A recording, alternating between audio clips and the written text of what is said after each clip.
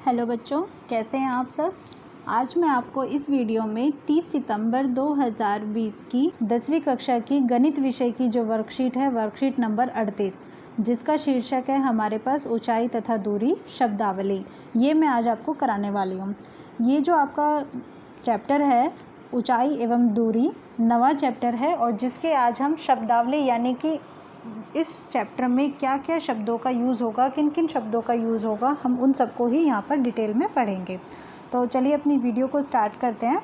तो यहाँ पर वीडियो को स्टार्ट करने से पहले मैं आपके साथ जो बेसिक कॉन्सेप्ट है उनको रिकॉल कर लेती हूँ, हम याद कर लेते हैं जो भी हमने पढ़े हैं क्या क्या। देखिए, संलग्न चित्र में कोण बी के सम्मुख भुजा, कोण बी हमारे पास ये है, ठीक है, और कोण बी यानी कि जो हमारे पास समकोण होता है उसके सामने वाली भुजा यानी कि ये वाली भुजा, ये हमारी क्या कहलाती है, कर्ण कहलाती है।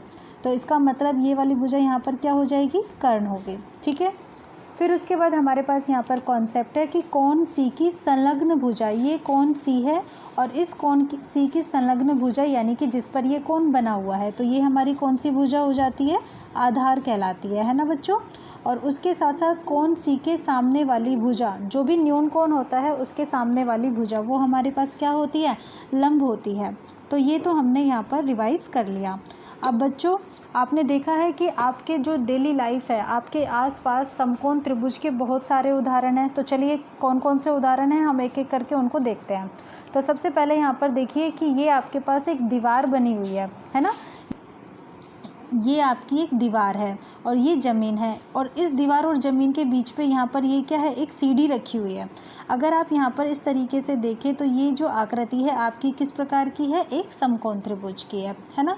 और ऐसे ही आप ये दूसरा उदाहरण देखिए जहाँ पर ये आपके पास क्या है, एक पेड़ है, उस पेड़ की ये क्या है, परछाई है, पेड़ की परछाई और ये पेड़, और ये आपका एक प्रेक्षक है जो इस पेड़ को देख रहा है। तो इस प्रकार यहाँ से अगर हम देखें तो ये हमारे पास किसकी आकृति है, एक समकोण त्रिभुज की आकृति है। तो ये भी हमारे दैनिक जीवन में ही हमें उदाहरण मिलता है। उसके साथ साथ हम यहाँ पर तीसरा चित्र अगर हम देखें तो यहाँ पर ये हमारे पास क्या है, एक टावर है और ये हमारे पास जहाज है। ये जो टावर है और जहाज है, तो ये अगर आप जहाज से देखेंगे टावर को, इस प्रकार की आकृति आपको मिलेगी।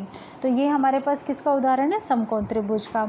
ऐसे ही यहाँ पर देखिए चौथा जो आपके पास चित्र है, यहाँ पर एक द्वीप है और इस द्वीप में आप देखिए कि यहाँ पर एक प्रेक्षक खड़ा हुआ है, छोटा सा, आप देख पा रहे होंगे। चलिए मैं आपको जूम करके दिखा देती हूँ। अब आपको दिखाई दिया होगा कि यहाँ पर ये एक प्रेक्षक है और ये जो प्रेक्षक है इस समुद्र में यहाँ पर दो नावें हैं, एक ये पहली नाव है और ये दूसरी नाव है, इन दोनों नावों को देखता है। तो जब ये इन दोनों नावों को देख रहा है, जैसे अब ये यहाँ से यहाँ तक देख रहा है, ठीक है, और ये इसकी क्षैतिज रेखा जहाँ तक ये सीधा देख सकता है, मतलब इस रेखा में तो ये सीधा देख पा रहा है ना, और ये नीचे इस नाव को देख रहा है। तो यहाँ से ये नाव जो है इसके साथ इस प्रकार ये जो आकृति बना रही है, ये किसकी है, एक समकोण त्रिभुज की आकृति है।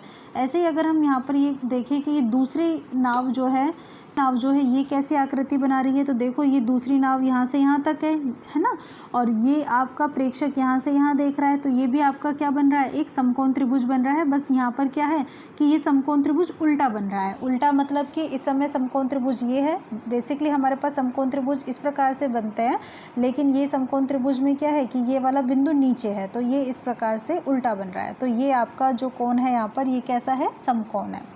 तो यहाँ पर आपको ये कॉन्सेप्ट क्लियर हुआ। तो इस कॉन्सेप्ट के क्लियर होने के बाद हम यहाँ पर क्या सोच सकते हैं कि भाई हम ये मान सकते हैं कि अब हमारे आसपास में समकोण त्रिभुज के और भी अधिक उदाहरण हैं और हम उन्हें ढूंढ भी सकते हैं।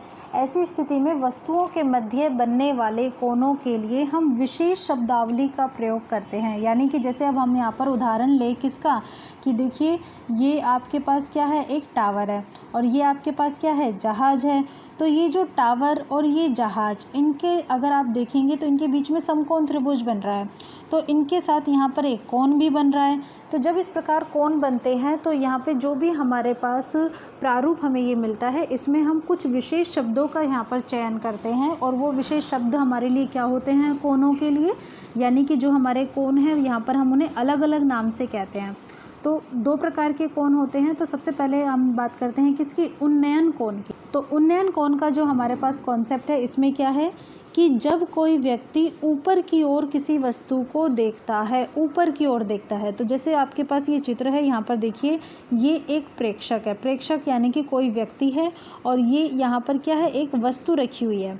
तो अब आप देखिए ये वस्तु ऊपर रखी हुई है और ये प्रेक्षक यहाँ नीचे खड़ा है।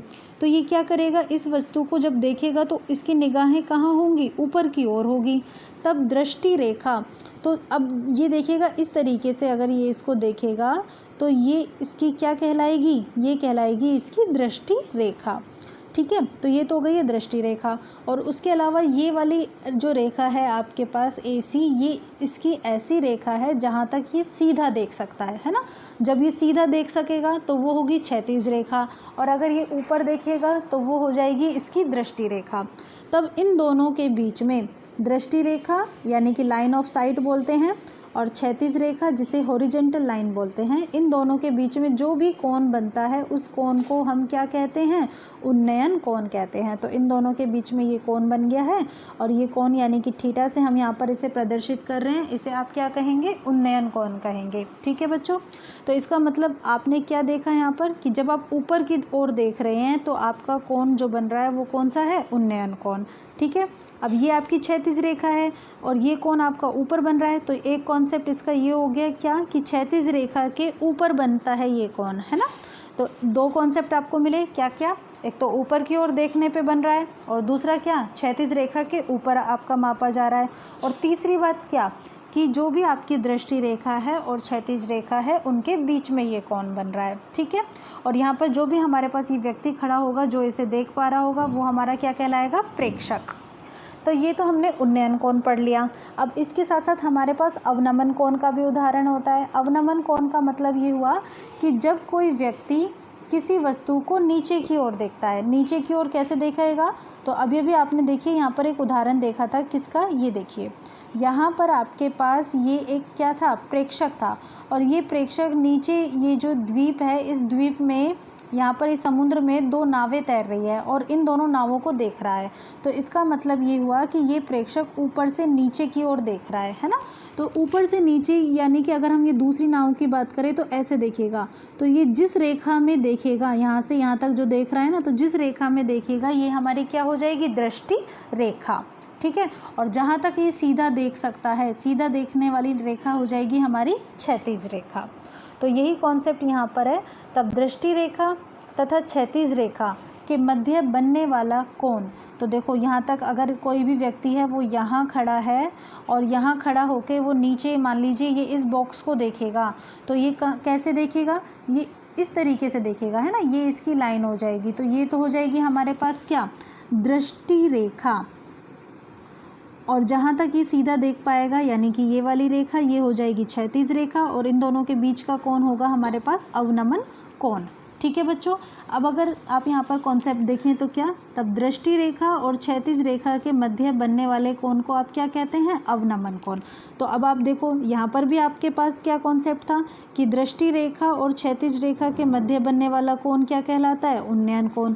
लेकिन यहाँ पर भी सेम कॉन्सेप्ट है, दृष्टि रेखा और क्षैतिज रेखा के मध्य बनने वाला कोण क्या कहलाता है, अवनमन कोण। तो इनके बीच में क्या अंतर हुआ, तो आपको यहाँ पर ये ध्यान रखना है क्या कि यहाँ पर आप वस्तु को ऊपर की ओर देखते हैं और यहाँ पर आप वस्तु को नीचे की ओर देखते हैं, यानी कि नीचे। अवनमन, इसका अर्थ भी यही होता है गिरना, गिरना यानी कि एक तरीके से आप नीचे की ओर देख रहे हो। और उन्नयन, उन्नयन का अर्थ होता है चढ़ना, यानी कि ऊपर की ओर जब हम चढ़ते हैं। तो ये जो कोण है हमारे पास क्षैतिज रेखा के साथ बनता है, तो इसलिए अगर हम क्षैतिज रेखा से यहाँ तक नापें तो हम ये कह सकते हैं कि यह जो कोण है क्षैतिज रेखा के नीचे बनता है ना। ये क्षैतिज रेखा है और इसके नीचे बन रहा है, और यहाँ पर ये जो क्षैतिज रेखा है इसके ऊपर बन रहा था उन्नयन कोण, तो इसे हम क्षैतिज रेखा के नीचे ही नापा जा सकता है। ठीक है, तो अब आप देखिए ये जो आकृति है आपके पास किसकी बन रही है, बताइए ज़रा। ये ऐसे, ये जो आकृति बन रही है ये आपके पास उल्टा जेड बन रहा है ना। और उल्टा जेड में जो आपके पास कोण बनते हैं वो कैसे होते हैं, एकांतर अंतः कोण होते हैं। इसका मतलब ये दोनों कोण आपस में बराबर होंगे। तो आप यहाँ पर कह सकते हो कि अवनमन कोण और उन्नयन कोण आपस में कैसे होंगे, बराबर होंगे। ठीक है, तो ये दोनों शब्दावली के जो शब्द थे हमारे पास, उन्नयन कोण और अवनमन कोण, ये हमारे यहाँ पर क्लियर होते हैं। अब इसके बाद हमारे पास यहाँ पर कॉन्सेप्ट आता है कि जो हमारे पास इस प्रकार के अगर प्रश्न दिए हुए होंगे तो हम उनको कैसे हल करेंगे। तो उसके लिए हमारे पास यहाँ पर कुछ स्टेप्स हैं क्या, कि हमें सबसे पहले तो प्रश्नानुसार चित्र बनाना है, ठीक है। और जब हम चित्र बनाएंगे, जैसे कि मान लीजिए अभी हमने क्या कहा था कि एक प्रेक्षक नीचे खड़ा है और ये प्रेक्षक ऊपर खड़ी वस्तु को देख रहा है, ऊपर रखी वस्तु को देख रहा है, ठीक है। तो ये प्रेक्षक ऐसे देखेगा, फिर उसके बाद ये इसकी क्षैतिज रेखा होगी और ये इसकी ऊंचाई होगी। तो यहाँ पर आपको एक कोण मिल गया और ये जो कोण बनेगा ये आपका क्या हो जाएगा, न्यून कोण होगा। तो ये आपको एक आकृति मिल जाती है ना। तो आपको क्या करना है, इनका नाम करना है, यानी कि ए बी सी इनको ऐसे नाम देना है। और इनकी ये जो भुजाएं हैं इनकी लंबाई आपको लिखनी है। मान लीजिए ये 5 लिखनी है, या फिर ये आपको लिखनी है 12, या फिर इसके बाद ये आपको लिखनी है अगर 13। तो आपको जो भी नापे हैं ना इनकी, जो भी आपकी इनके माप है वो आपको यहाँ पर अंकित करनी है, ठीक है। और उसके बाद अज्ञात माप को जानने के लिए अपेक्षित अनुपात यानी कि साइन, कोस या tan का आपको प्रयोग करना है। मान लीजिए कि आपके पास यहाँ पर सिर्फ ये वाली भुजा यानी कि आधार आपको दिया हुआ है और ये जो कोण है ये 45 डिग्री आपको दिया हुआ है, और इस समय आपसे ना यहाँ पर ये लंब और कर्ण जो है वो नहीं दिए हुए, ठीक है। तब मान लीजिए आपको ये वाली जो भुजा है 5 ही दी हुई है, ये कोण दिया हुआ है, और ये जो BC भुजा है ये आपको ज्ञात करनी है। तो आप कैसे करोगे, तो उसके लिए आप यहाँ पर देखेंगे कि ये तो है हमारे पास क्या, आधार, और ये क्या है, लंब। और लंब और आधार के बीच में कौन सा हमारा त्रिकोणमितीय अनुपात बैठता है। तो आपको ध्यान होगा लंब बटा आधार क्या होता है हमारे पास, tan थीटा। तो हम यहाँ पर tan का सूत्र लगाएंगे और इसको आसानी से गणना करके ज्ञात कर लेंगे, ठीक है। तो इस प्रकार हम इनको सोल्व करेंगे। अब इसके बाद हमारे पास यहाँ पर कॉन्सेप्ट आता है क्या, कि जो हमें कुछ क्वेश्चन दिए हुए हैं हमें इनको हल करना है एक एक करके। तो सबसे पहले हमारे पास यहाँ पर पहला प्रश्न है, उन्नयन कोण और अवनमन कोण में 2 अंतर लिखिए। कोण और अवनमन कोण, अभी मैंने आपको बताया था क्या, कि जब प्रेक्षक ऊपर की ओर देखेगा तब कौन सा कोण बनेगा, उन्नयन कोण। लेकिन अगर प्रेक्षक नीचे की ओर देखेगा तब कौन सा कोण बनेगा, अवनमन कोण, ठीक है। पहला अंतर तो ये हुआ। दूसरा अभी बताया था क्या, कि क्षैतिज रेखा के ऊपर बनने वाला कोण होगा आपका उन्नयन कोण, और क्षैतिज रेखा के नीचे बनने वाला कोण हमारे पास कौन सा होगा, अवनमन कोण। तो पहला प्रश्न तो हमारा क्लियर हुआ। अब हम दूसरा प्रश्न देखते हैं। दूसरा प्रश्न हमारे पास ये है कि ऊपर दिए गए उदाहरण 3 के चित्र में जहाज और मीनार के बीच में बने हुए कोण का मान हमें ज्ञात करना है। तो पहले मैं आपको एक बार यहाँ पर जो आपका उदाहरण नंबर 3 है उसका चित्र दिखा देती हूँ, ये रहा, ठीक है। तो ये आपकी मीनार है क्या, ये वाली जो है ये टावर जिसको हम बोल रहे थे ये आपका क्या है, यहाँ पर मीनार है, ठीक है। और ये आपका जहाज है। तो आप देख रहे हैं कि जहाज और मीनार के बीच में ये वाला कोण बन रहा है। तो ये आपका यहाँ ऐसे ऊपर की ओर जा रहे हो तो ये कौन सा कोण हो जाएगा, आपका उन्नयन कोण हो जाएगा, है ना। ये आपका कोण होगा यहाँ पर उन्नयन कोण। तो प्रश्न 2 भी हमारा हो गया है। अब हम बात करते हैं प्रश्न 3 की। प्रश्न 3 बहुत अच्छा सा क्वेश्चन है, थोड़ा सा दिमाग लगाना है। देखिए, समुद्र तल से 65 मीटर ऊपर स्थित बिंदु से बादल का उन्नयन कोण बीटा है। तो पहले ना हम यहाँ पर क्या करते हैं, समुद्र तल बना लेते हैं। समुद्र तल का मतलब हो गया कि हम एक रेखा खींच देते हैं और इसको हम यहाँ पर मान लेते हैं कि ये क्या है, हमारे पास समुद्र तल है, जहाँ से हम ऊंचाइयाँ नापते हैं। देखो बच्चों, अगर आपको किसी भी पर्वत या पहाड़ की ऊंचाई नापनी होती है ना, तो आप समुद्र तल से ही नापते हैं, ठीक है। अब इस समुद्र तल से 65 मीटर ऊपर, तो हमने यहाँ पर ये 65 मीटर ऊपर हमने एक बिंदु ले लिया है, यहाँ पर मान लीजिए डी बिंदु, ठीक है। इस डी बिंदु से बादल का उन्नयन कोण, अब आप बादल बनाइए, बादल कहाँ होगा जी, आसमान में होगा। तो ये हो गया बादल का उन्नयन कोण, यानी कि आप ऐसे बादल को देख रहे हो, ठीक है। तो अब आपका उन्नयन कोण क्या है, यहाँ पर बीटा। तो उन्नयन कोण किस किस के बीच में बनता है, दृष्टि रेखा आप देख रहे हो इधर, और क्षैतिज रेखा यानी कि जहाँ तक आप सीधा देख सकते हो। तो क्षैतिज रेखा है आपकी ये वाली, इनके बीच में ये जो कोण बना है ये क्या है, आपका उन्नयन कोण यानी कि बीटा। तो यहाँ तक समझ में आया। अब समुद्र में बादल की परछाई, अब देखो बच्चों, ये समुद्र तल है तो इसके नीचे यानी कि यहाँ पर समुद्र है, और समुद्र है तो इसका मतलब यहाँ पर पानी भी है, और इस पानी में आपके ये जो बादल आपका बना हुआ है ना, इसकी परछाई यहाँ पर दिख रही है, ठीक है। ये है आपकी परछाई बादल की, और ऊपर वाला है आपके पास बादल। अब आप यहाँ पर डी बिंदु से इसको देखो, तो जब आप इसे देखोगे तो अवनमन कोण आपको मिलेगा, वो कितना मिलेगा, अल्फा। यानी कि जब आप नीचे की ओर देख रहे हो तो आपको कोण मिला अल्फा। और बादल की कुल ऊंचाई 518 मीटर है। अभी अभी मैंने आपको बताया था कि किसी भी पर्वत, पहाड़, किसी की भी ऊंचाई अगर आपको नापनी है तो वो आप समुद्र तल से नापते हो। इसका मतलब बादल की ऊंचाई यहाँ से यहाँ तक आप नाप लीजिए, और ये जो दूरी है यहाँ से यहाँ तक, ये आपके पास कितनी है, 518। अब बच्चों ज़रा ध्यान कीजिए क्या कि आपको बोला था कि समुद्र तल से 65 मीटर ऊपर, यानी कि ये आपकी दूरी कितनी है, 65।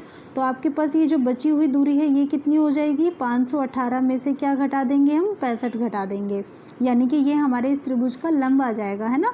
और घटाने पर हमें मिलेगा 453।